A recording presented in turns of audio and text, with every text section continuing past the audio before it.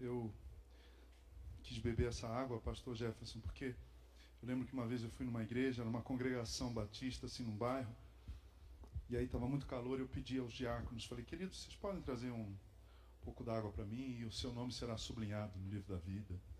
Aí ele veio e trouxe. Aí eu cantei, aí abri o texto bíblico e comecei a pregar, e me empolguei. E estava lá no terceiro ponto do meu sermão batista, que no fundo são 4, depois tem um apelo. Eu venho como estou. Lembra disso? Eu me convertia toda vez que cantava esse hino. Ou então aquele, não, na verdade o outro. Amanhã. Rapaz, isso aí era manipulação, chantagem religiosa, emocional, né? Toda vez que cantava Ao findar o labor dessa vida, o meu pai pregava sobre escatologia, sobre a volta de Jesus. Onde está a primeira pessoa? Já estava aqui. O pastor falava, de novo, rapaz, você já vai até se batizar, rapaz. Mas aí eu esqueci de tomar água naquela noite, né? Pedi água e não tomei a água. Aí quando eu terminei, o diácono veio, uma cara séria, assim. Quando eu era menino lá no Rio, em Guadalupe, quando o diácono pegava no pé da gente, a gente saía assim para... Não façam isso, meninos, para brincar de pega-pega assim na hora do sermão, né? Aí o diácono chegava para mim, me olhava com aquela cara assim. Aí a gente tinha um versículo que a gente falava um para o outro. Resistir ao diácono, ele fugirá de vós. O pastor Hélio Schwartz de Lima, conhece o pastor Hélio? Ele foi excluído lá da primeira igreja batista da fundação aos 12 anos de idade. Porque no final da assembleia ele disse assim, pastor, eu tenho uma proposta. Pastor militar, né? No início dos anos 70, disse assim, pois não, irmão Hélio, veja, irmãos, esse rapazinho aí, embaixador do rei, tem uma proposta. Ele disse, eu proponho a sua exclusão, pastor, e que o zelador assuma o seu lugar. Mas o Hélio também diria, resistir ao diácono, ele fugirá de vós. Mas naquela noite, nada contra os diáconos dessa igreja, muito pelo contrário. Naquela noite, o diácono veio e falou assim, pastor, eu tenho uma pergunta. Eu falei, sobre o meu sermão? Não, ele falou, não, sobre o copo d'água. Ele disse, isso é uma água benta, só para pegar uns fluidos, né? Então eu quis tomar essa água para... Brincadeira à parte, é sempre um privilégio para mim estar com vocês. Essa igreja me inspira.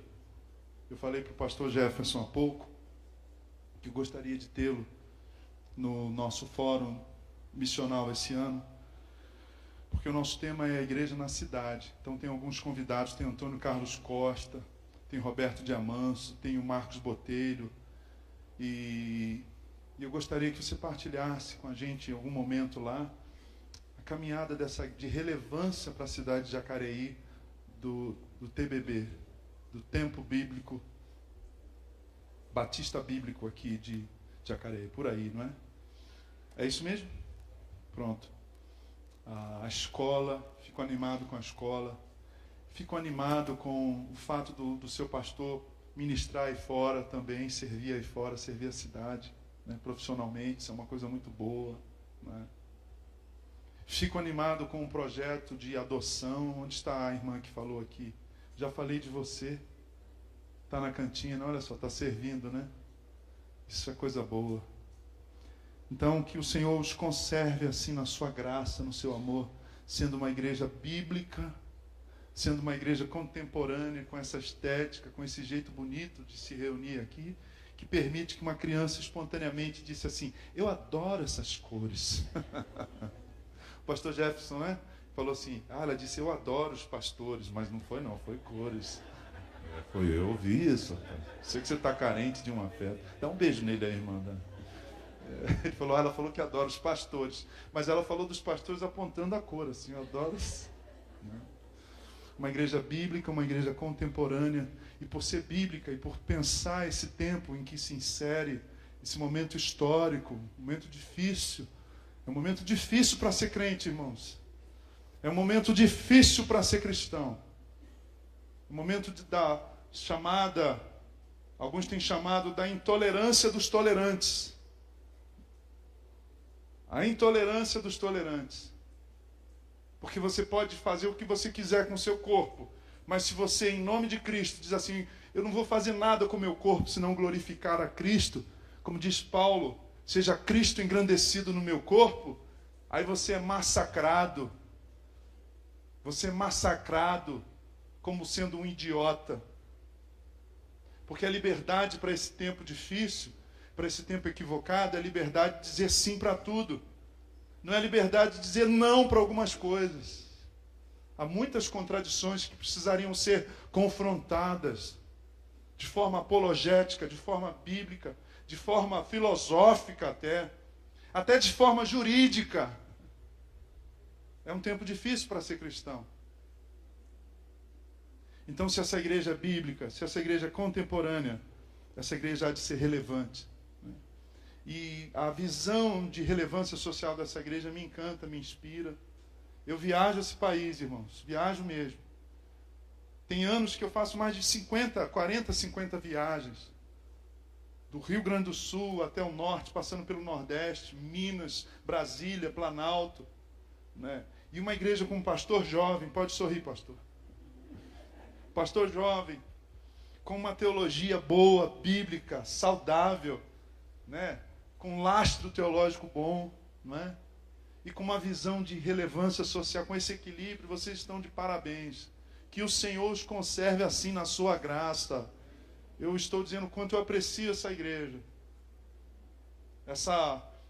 Esse final de semana, sexta e sábado, eu estava em Campos do Jordão com o pessoal da Presbiteriana do Arujá, o pastor André Botelho, que é da missão JV, Jovens da Verdade. Mas eu fiz questão de estar na nossa igreja hoje de manhã, de pregar e de estar aqui com os irmãos. Porque para mim é sempre um privilégio estar com vocês. Eu queria sublinhar isso, não é clichê de púlpito não, né? Estou muito alegre de estar aqui, é um prazer. Não é clichê de púlpito não, é um privilégio estar aqui com vocês. Ser inspirado por vocês, de coração, em nome do Senhor Jesus. Eu os convido, queridos, a abrir a palavra de Deus. Talvez você vá ligar a sua Bíblia, ao invés de abrir a sua Bíblia, né? No capítulo 15 do Evangelho segundo escreveu Lucas, Lucas 15, e eu queria meditar com os irmãos nesse texto que é considerado pelos grandes expositores das Escrituras, pelos grandes teólogos, pelos grandes pregadores da Bíblia, como sendo uma das páginas mais belas dos Evangelhos. Uma das páginas mais belas das Escrituras.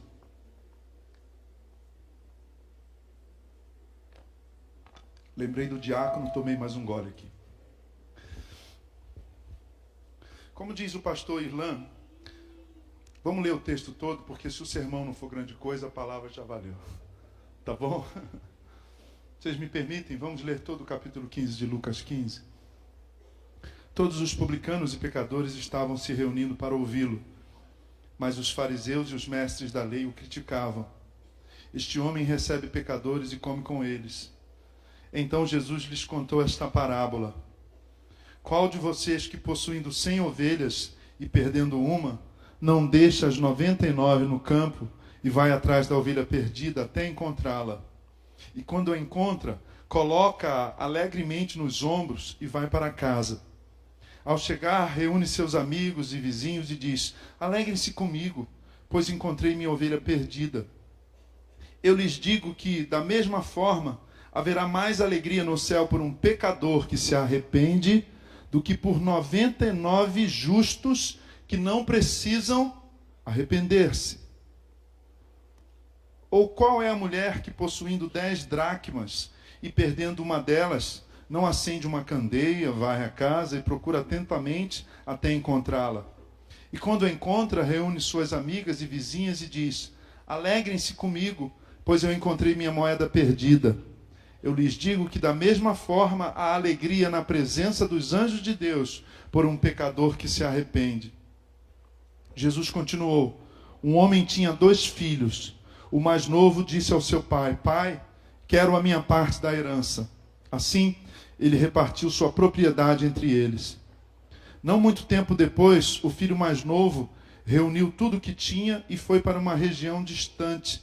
E lá desperdiçou os seus bens vivendo irresponsavelmente. Depois de ter gasto tudo, houve uma grande fome em toda aquela região e ele começou a passar necessidade. Por isso foi empregar-se com um dos cidadãos daquela região que o mandou para o seu campo a fim de cuidar de porcos. Ele desejava encher o estômago com as vagens de alfarrobeira que os porcos comiam, mas ninguém lhes dava nada. Caindo em si, ele disse: quantos empregados de meu pai têm comida de sobra e eu aqui morrendo de fome? Eu me porei a caminho e voltarei para meu pai. E lhe direi: pai, pequei contra o céu e contra ti, eu não sou mais digno de ser chamado teu filho. Trata-me como um dos teus empregados. A seguir levantou-se e foi para o seu pai. Estando ainda longe, seu pai o viu e, cheio de compaixão, correu para o seu filho, o abraçou e beijou, e o filho lhe disse: pai, eu pequei contra o céu e contra ti, eu não sou mais digno de ser chamado teu filho.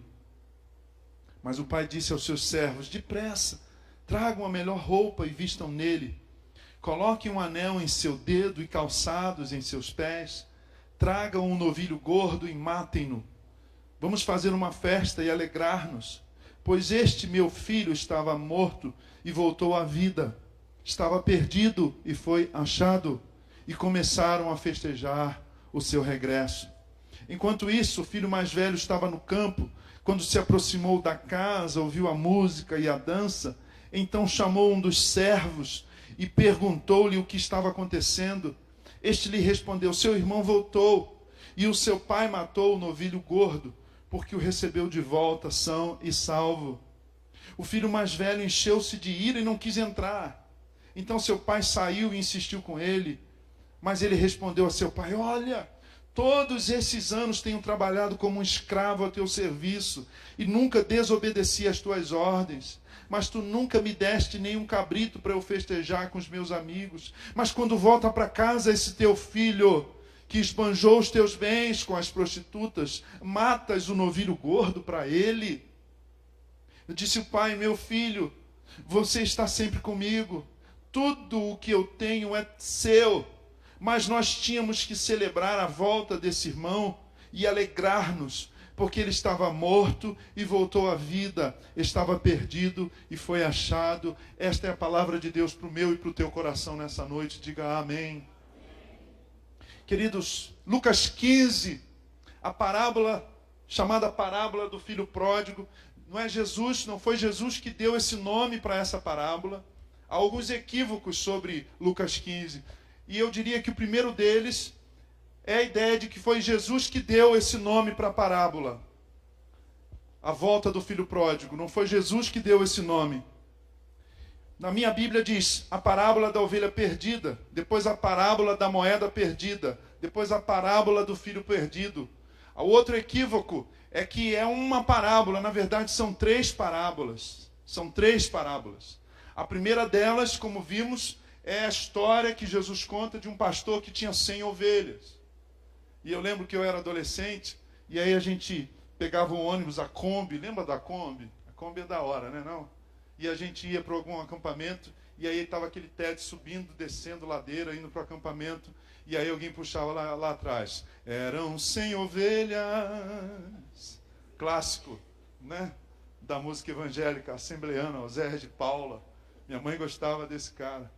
E aí alguém cantava, as 99.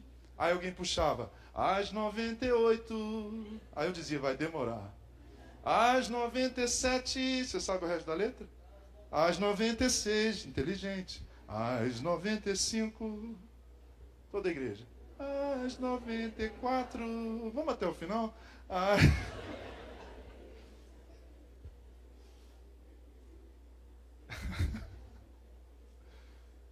Jesus faz uma coisa maravilhosa aqui. Ele conta a história de um pastor que tinha 100 ovelhas e uma ovelha se perde, ele deixa as 99 e vai atrás dessa ovelha perdida. Depois ele conta uma outra parábola. A parábola de uma mulher que tinha 10 moedas e ela perde uma moeda. Ela deixa essa moeda, ela para tudo, para os seus afazeres. Ela interrompe a sua rotina doméstica de dona de casa e vai procurar essa moeda perdida. Depois Jesus continua.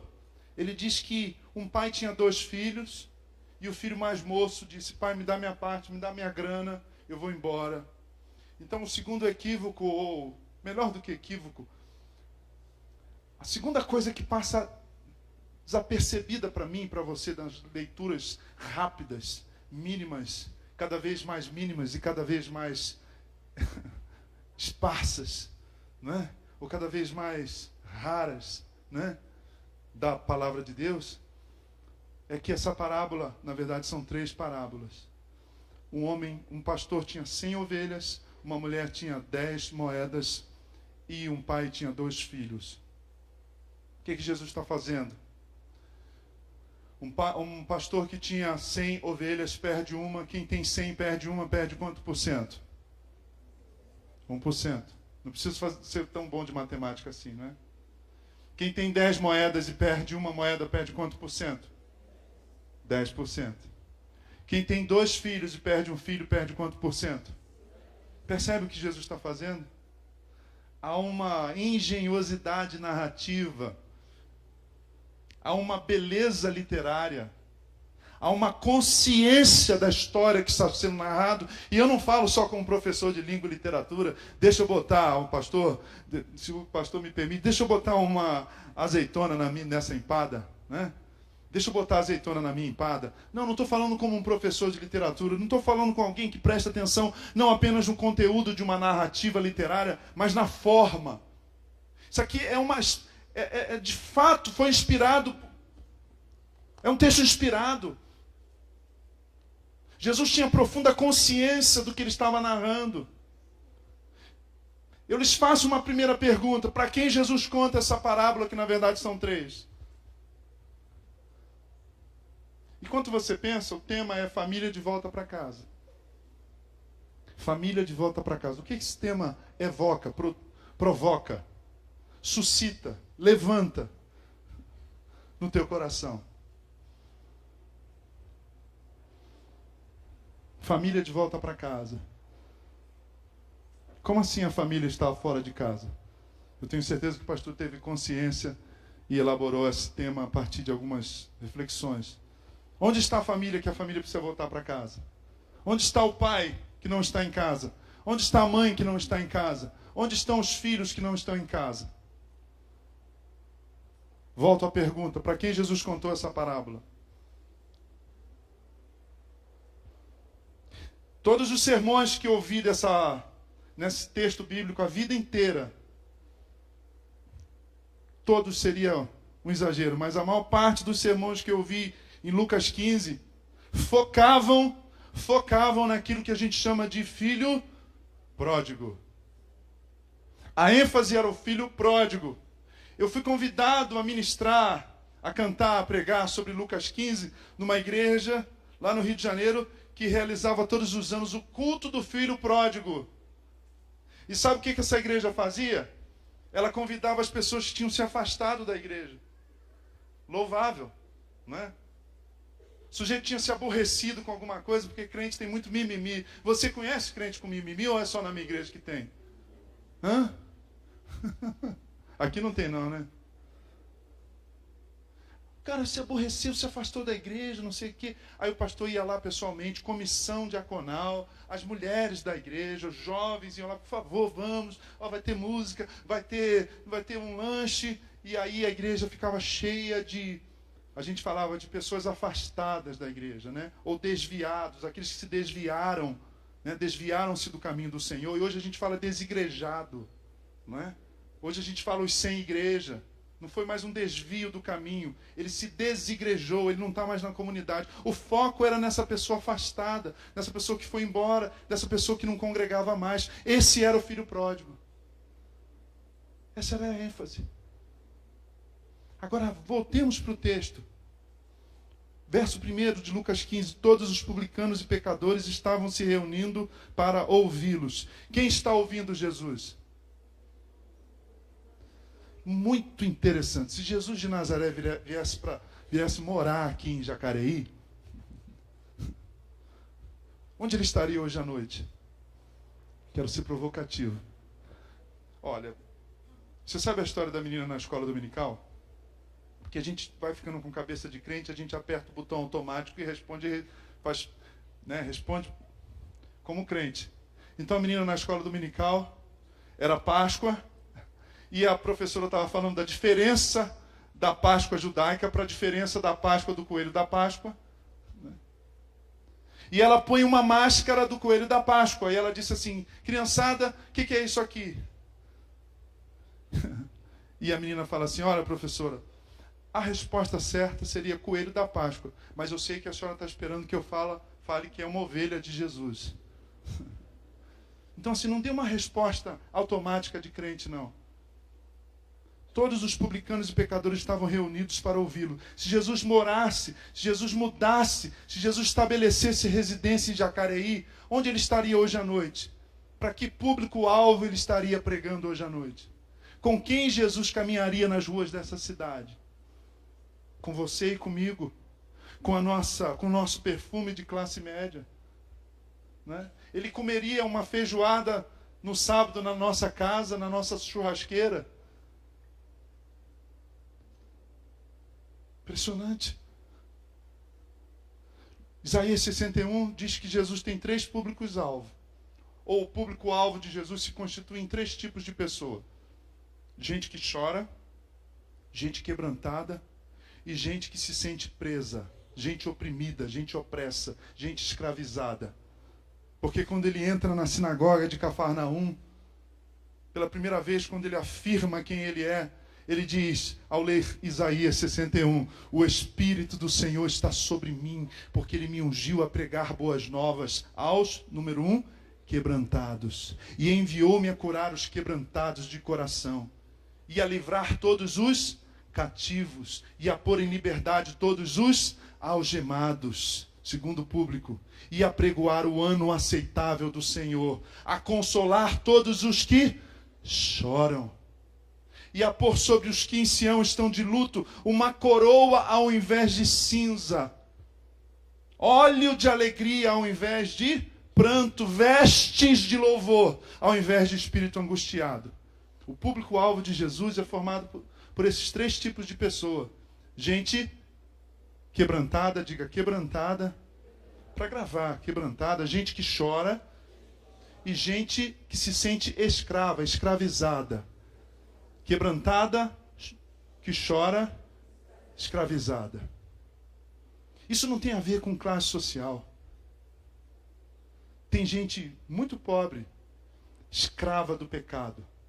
Tem gente muito pobre, profundamente quebrantada pela narrativa da sua existência, pelos seus pecados. E tem gente muito pobre, que chora todos os dias. E tem gente muito rica que está na mesma situação. Todos os publicanos e pecadores estavam se reunindo para ouvi-lo. Esse grupo era um grupo formado, irmãos e irmãs, por gente que chora, gente que chorava, gente que era quebrantada. E por gente que se sentia escrava. Aí o verso 2 me surpreende ao dizer, mas os fariseus e os mestres da lei o criticavam. Este homem recebe pecadores e come com eles. E o verso 3 lança ainda mais luz na leitura, na interpretação, na exegese, por assim dizer, que fazemos esse texto. Então Jesus lhes contou essa parábola. Para quem Jesus contou a parábola? Para os publicanos e pecadores. Fica com isso. O público, o ouvinte de Jesus, os ouvintes de Jesus eram os publicanos e pecadores? Não. Não. Verso 3. O público de Jesus para essa parábola eram os fariseus e mestres da lei. Então, quando a gente faz o culto do filho pródigo, a gente tem que chamar os fariseus e os mestres da lei. Porque a parábola do filho pródigo foi contada para os fariseus e mestres da lei. E quem são hoje os fariseus e os mestres da lei, irmãos? Não se assuste. Sou eu e você. Somos nós. Somos nós. Somos nós que estamos na igreja. Somos nós que conhecemos Bíblia. É claro que Por favor, não se ofenda, porque eu não me ofendo. Quando eu falo de fariseu aqui, eu não estou dizendo literalmente que você é um fariseu, isto é, um legalista, isto é, alguém religioso, alguém que banaliza ou barateia a graça de Deus, banaliza a graça de Deus, achando que você pode comprar a sua salvação. Eu não estou falando daquele público que Paulo escreveu aos Gálatas, dizendo assim, olha, eu tenho, esse pessoal que está fazendo isso é amaldiçoado, porque eles estão pregando outro evangelho. Eu estou dizendo que nós somos fariseus e mestres da lei, porque nós não somos o pecador que está na sarjeta. Nós não somos aquele pecador dos nossos cultos de infância, quando o pastor pregava e ao fazer o apelo ele dizia, tem algum pecador que deseja receber o Senhor como seu Salvador hoje à noite? Lembra disso, pastor? E a gente cantava, ó pecador, vinde a Cristo. Sempre tinha um bêbado lá no final, assim. O diácono ficava. Aqui é interessante, né? Porque as igrejas antigas a porta ficava no final, aqui está do lado, né? Sabe aquele bêbado que frequentava os nossos cultos? Aquele bêbado que um dia as irmãs falaram assim, a diaconisa falou, querido, a paz do Senhor. Aí ele falou, a paz da senhora. Pecador é o bêbado. Pecador é o adúltero. Pecador é o alcoólatra. Pecador na nossa ética, na nossa moral, álcool, tabaco, sexo e jogo, é quem fuma, quem joga, quem pula o muro no seu casamento e quem faz uma fezinha lá na loteria. Jesus contou essa história, não foi para esse pecador. Ele contou essa história para nós na igreja, irmãos. Ele quis nos ensinar o que é a graça, porque a gente vai esquecendo aos poucos o que é a graça de Deus. Aí você me diz assim, pastor, mas qual é a conexão que você quer fazer com Lucas 15, com o tema da família? Aí eu vou tomar emprestado os grandes insights de Henry Nouwen no seu livro A Volta do Filho Pródigo. Um livro que me inspirou bastante. E eu compus um musical chamado A Volta do Filho Pródigo em 2006.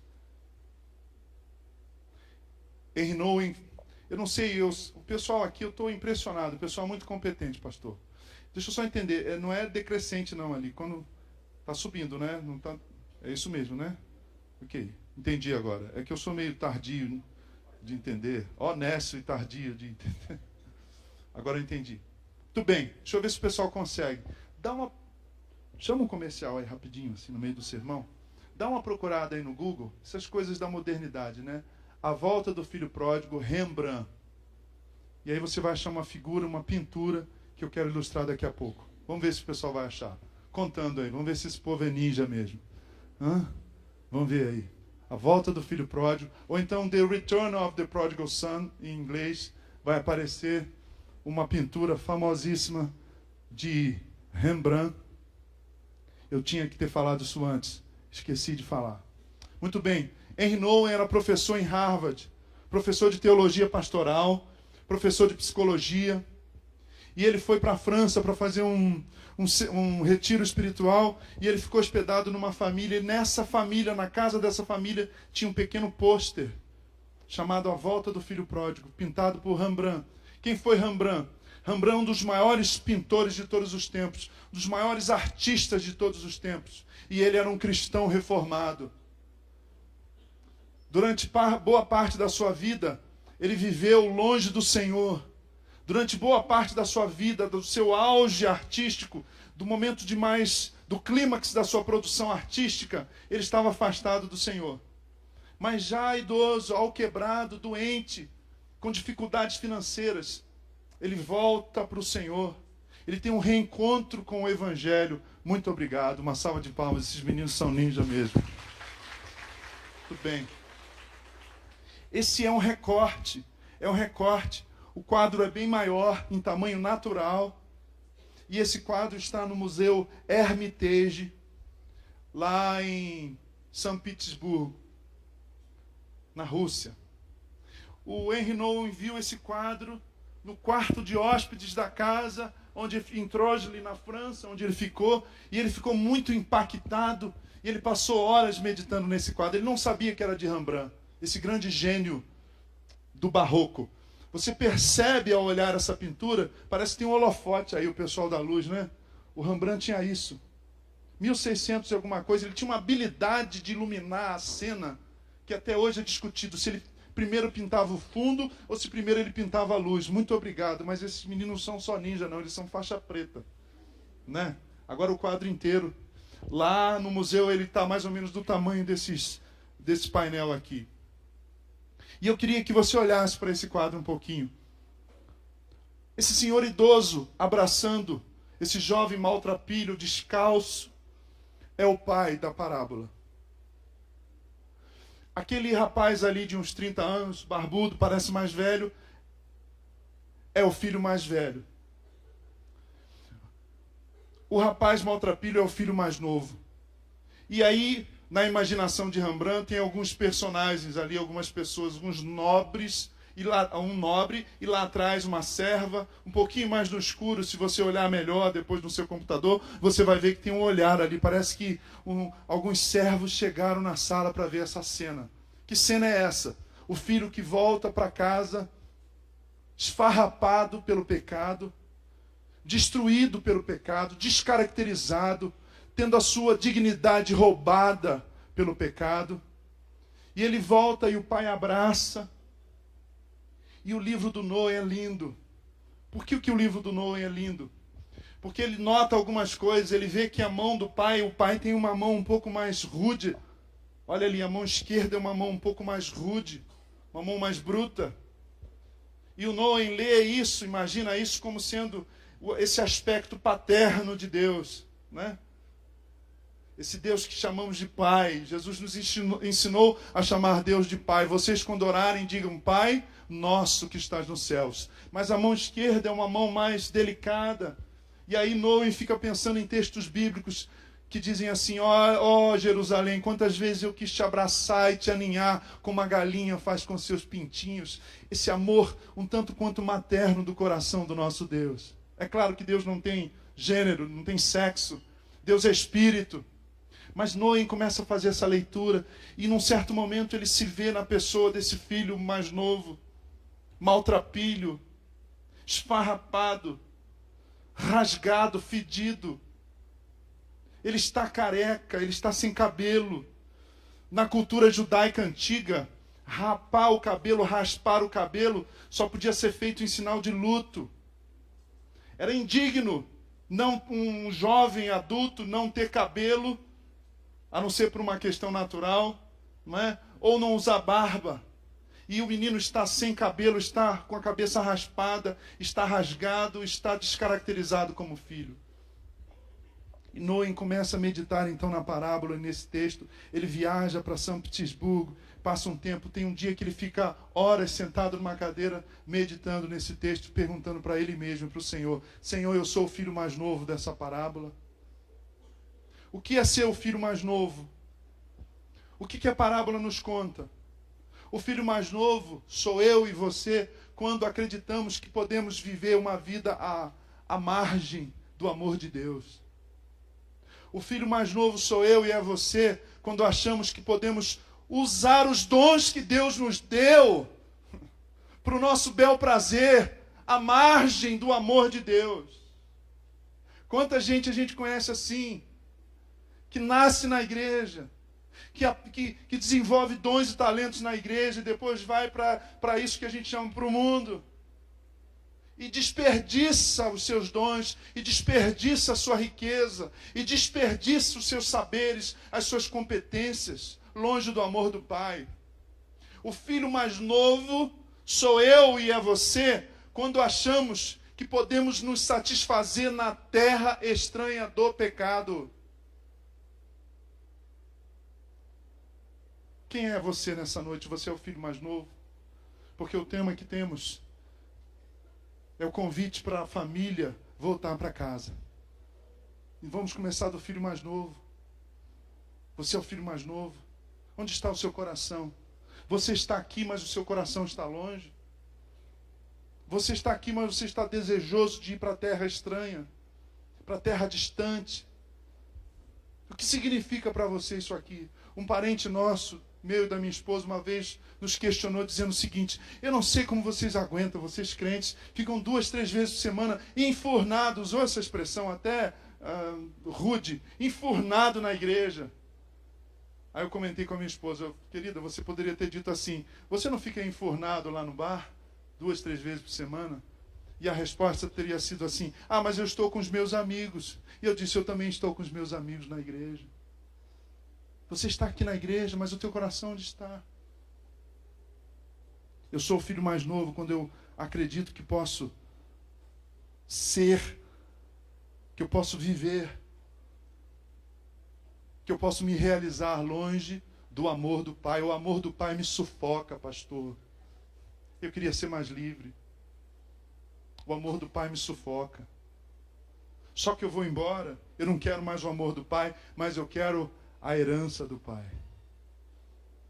Eu sou o filho mais velho. O que é ser o filho mais velho? Sumiu ali.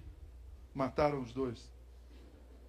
Eu sou o filho mais velho quando eu estou perto do Pai, quando eu estou na ambiência do Pai, quando eu estou na casa do Pai, mas o meu coração está muito longe. A quem chamamos de pródigo nesse texto? Nós chamamos de pródigo o filho mais novo. Nós chamamos de pródigo esse rapaz que vai embora. Esse rapaz que gasta o dinheiro com prostitutas, nos vícios, numa vida dissoluta, diz o texto bíblico. Mas o filho mais velho também é pródigo, diz Henry Nouwen. Um é pródigo porque desperdiça, gasta tudo que o pai lhe deu, dissolutamente. Ele queima. Você já notou como é fácil gastar dinheiro, gente? Bota R$1.000 e vai no shopping. Aí entra numa loja de tênis. É muito fácil gastar, dá até raiva, né, rapaz? Para você ganhar 1.000, você rala pra caramba. Você rala a beça. Agora, para gastar, gente, não precisa nem sair de casa, é só entrar na internet. Lojas americanas. Submarino. É muito fácil gastar. Difícil é ganhar. É muito fácil gastar a herança que o Senhor te deu. Eu lhes pergunto nessa noite, o que o Pai tem te dado? O que você tem recebido do Pai? Filhos aqui presentes, o que vocês têm recebido? Meus filhos estão aqui. O que vocês têm recebido do Pai Celestial e do seu Pai? É muito fácil a gente jogar fora o que a gente tem recebido do Pai, não é, mãe? Não é, pai? É muito fácil a gente torrar anos e anos e anos e anos de trabalho dos pais. Só que o filho mais velho também é pródigo. Por que ele é pródigo? Porque ele se um desperdiça gastando, o outro desperdiça não utilizando. Nossa família tem um sítio lá em Rio Bonito, interior do Rio de Janeiro. Aí eu te convido, você vai para lá, tem uma cachoeira, tem uma piscina de água natural, tem trilha, tem um monte de coisa legal. Aí você fica na sala o tempo todo no Facebook, só curtindo e compartilhando, né? Ou assim no WhatsApp, ou assim no Facebook, né? Eu brinco com os meus filhos, com o pessoal da minha igreja, dizendo: eu olho para o crente assim no culto. Se ele está fazendo assim no dedo, eu sei que ele está no Facebook ou no Instagram, né? Se ele está assim, ele está no WhatsApp. Então você fica lá na sala o dia inteiro, um sabadão de verão gostoso, 40 graus, cachoeira, rio. E aí você fica lá na sala assim. Isso é um desperdício. Você é o filho mais velho, quando você poderia usufruir das benesses, das bênçãos, das dádivas, dos presentes, dos mimos, dos agrados, dos abraços, das delícias de Deus. Mas você está aqui na igreja, você caminha aqui e você não usufrui isso. Você não usufrui disso. E mais, quando você vê alguém chegando, todo arrebentado, todo machucado, e você vê o pai abraçando, você fica com ciúmes. Eu sou o filho mais velho, quando eu não entendo a graça, eu tenho ciúme de quem é alcançado pela graça. Você já notou que a gente tem mais facilidade de chorar com os que choram do que se alegrar com os que se alegram? Eu vou repetir. Nós temos mais facilidade de chorar com os que choram do que se alegrar com os que se alegram. Por quê? Porque se você estiver ali, se eu estiver no ponto de ônibus, guarda-chuva, não é? Pegando chuva, esperando o ônibus, 11 horas da noite, você passa no seu Uno 79, inteirão. Inteiro. Ferrugem inteiro. Inteiramente enferrujado, né? Parece uma metralhadora, assim, quando liga, né? Aí você para assim, fala assim, no jargão de crente, entra aí, abençoado. Né? Entra aí. É legal quando a gente pode chorar com quem está chorando, né? Mas eu quero ver você passar no teu Uno 79, 89, sei lá quando. Teu carro velho, né? E aí o pastor Jefferson passa num carro bonito. Aí você fala assim, ó, tá vendo? O meu pelo menos está pago. Você fala, o pastor, tá vendo? O pastor é assim, ó, tá vendo? Porque é mais fácil a gente chorar com os que choram do que se alegrar com os que se alegram. A gente tem dificuldade, cara. A gente tem dificuldade. Você fala assim, esse irmão está nessa casa, está roubando. O Lava Jato vai pegar esse irmão. A Lava Jato vai pegar esse irmão. Isso é o coração do filho mais velho. A gente tem dificuldade de se alegrar com o que o Senhor dá para quem a gente acha que não merece. Ele não aguenta. Ele não se aguenta. Ele chega a dizer assim, esse teu filho, notem que ele não diz, esse meu irmão, esse teu filho gastou o quê? O teu dinheiro, porque o meu está investido lá em CDI, né? Títulos da dívida pública do governo, VGBL, né? Comprei dólar. Esse teu filho gastou o teu dinheiro com as prostitutas e você faz um churrasco de picanha maturada para ele? Eu sou o filho mais velho quando eu não consigo me deleitar na ação da graça de Deus na vida de alguém. O que significa voltar para casa, irmãos? Voltar para casa é voltar para esse lugar onde a graça de Deus é a lei. Voltar para casa é voltar para esse lugar onde o amor é a regra. Voltar para casa é voltar para essa realidade onde o perdão é melhor do que o ressentimento. Você ouviu? O perdão é melhor do que o ressentimento. Diga isso em nome de Jesus. O perdão é melhor do que o ressentimento. O perdão é melhor do que o ressentimento. O perdão é melhor do que o ressentimento. Quando a gente perdoa, a gente faz um grande favor para uma pessoa, sabe para quem?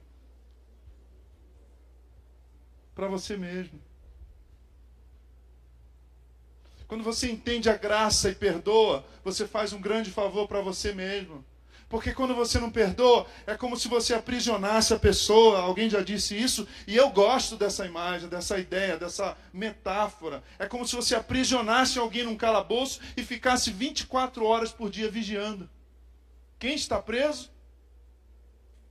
Os dois estão presos. Ser carcereiro significa viver no cárcere.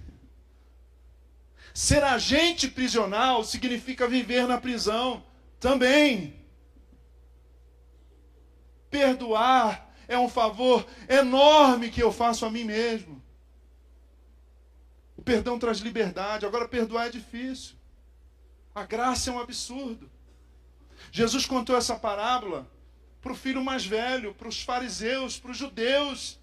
Eles não aguentavam de ver publicano, prostituta, bebedor de vinho, recebendo a atenção de Jesus. Jesus comia com essa gente, porque ele veio para quem precisava de médico.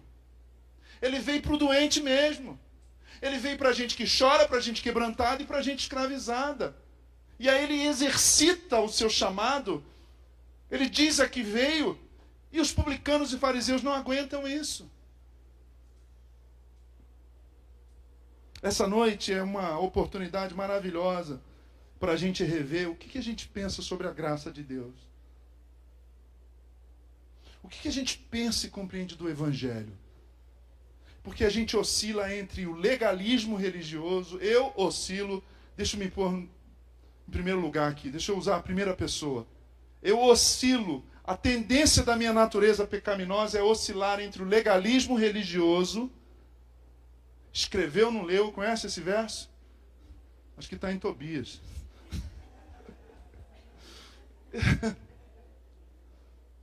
A gente oscila entre o legalismo religioso, pastor, e o antinomianismo.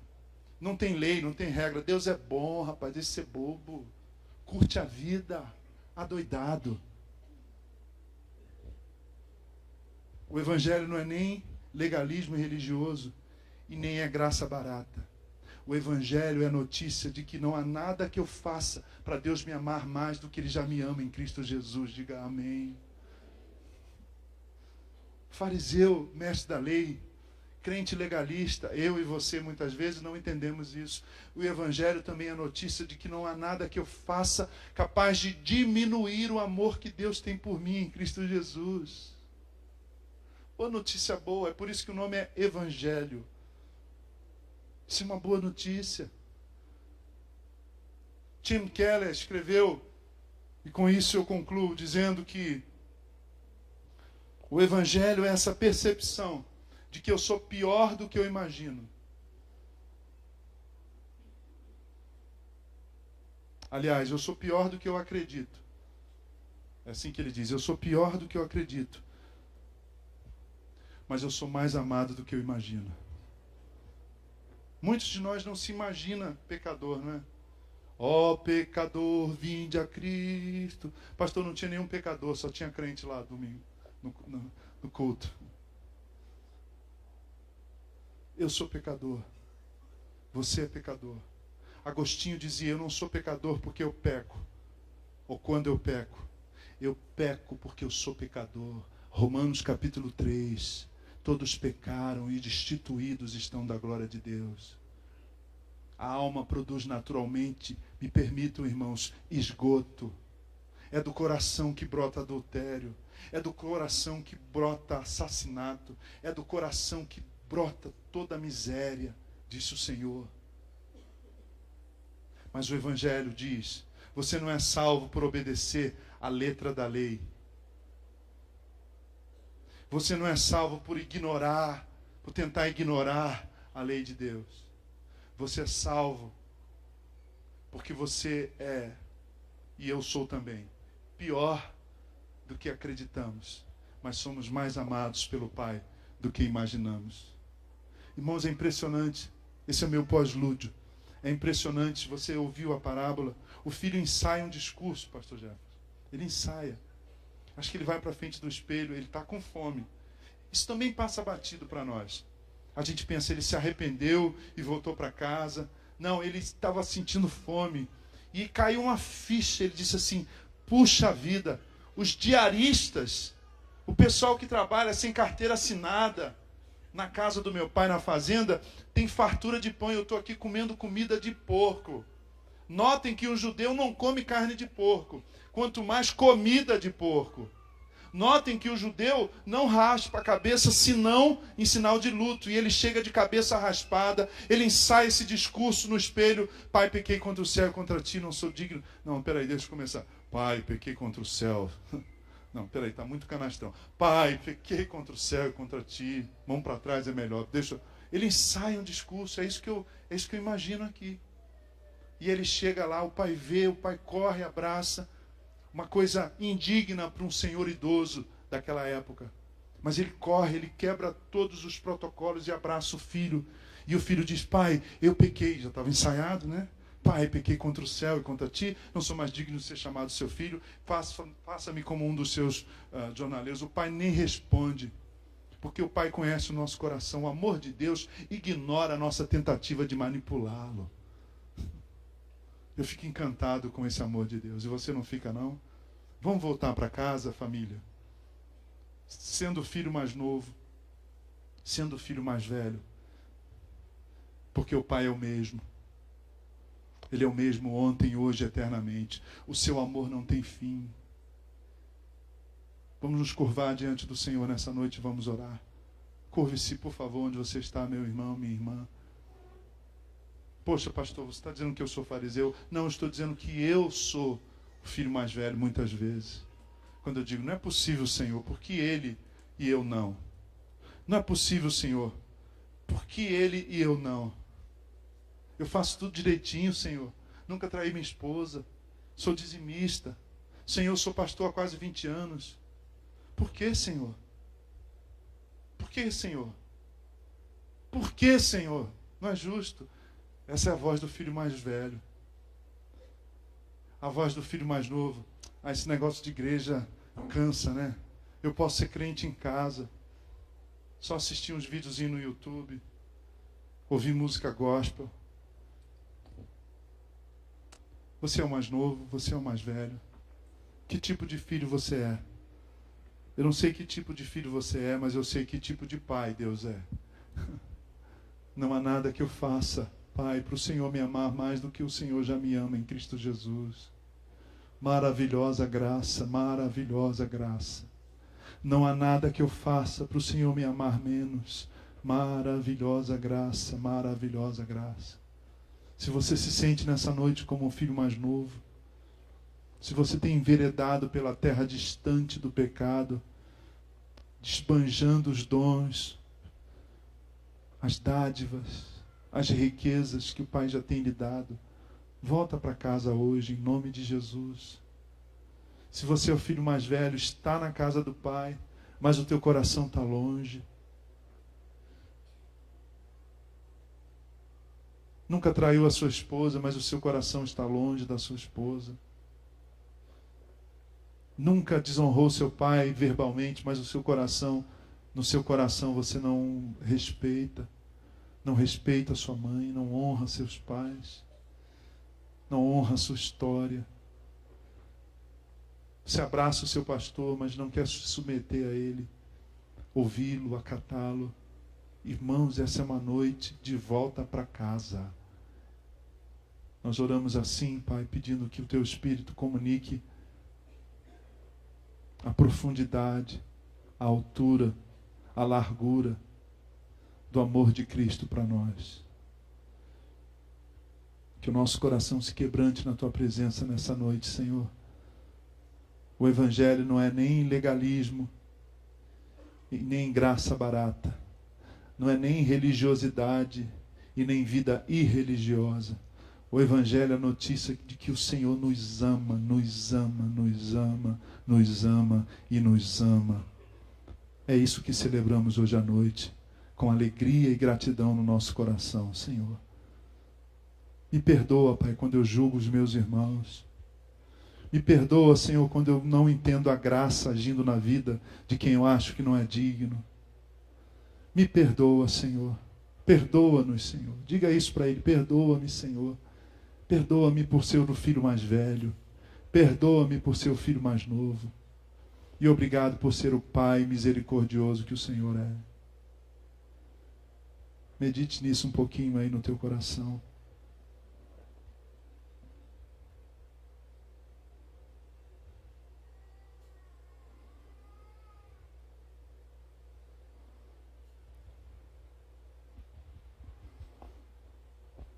Amém. Antes de cantar mais uma canção, olhem para cá, queridos. Há um teólogo muito importante, considerado por muitos o maior teólogo do século XX, Karl Barth. Karl Barth.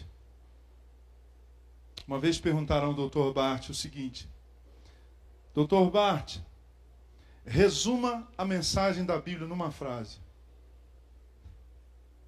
Se alguém te perguntasse no trabalho, você é cristão, você é crente? Sou. Ah, que legal. Resume o cristianismo numa frase para mim. O que você diria, pastor? Que proposta, né? O que significa ser cristão numa frase? E aí no corredor da universidade onde ele ensinava teologia, já nos Estados Unidos, depois de sair, fugir lá da Alemanha nazista,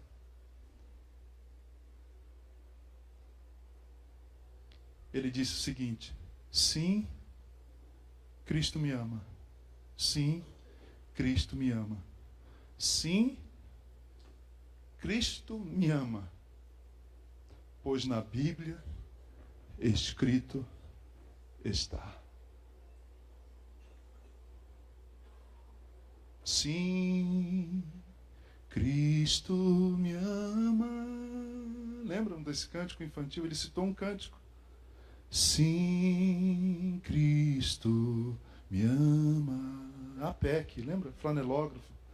Sim, Cristo me ama. Lembra da Whitney Houston? For the Bible tells me so. É isso que você veio ouvir hoje à noite aqui. Cristo te ama. Não é porque você merece. O filho mais velho achava que tinha crédito. Se deu mal. E Deus não te rejeita porque você não o merece. O filho mais novo achava que estava em débito e se deu mal. Não há débito nem crédito. Há a cruz de Cristo, por meio da qual nós fomos alcançados pelo amor do Senhor. Vamos aplaudir e adorá-lo.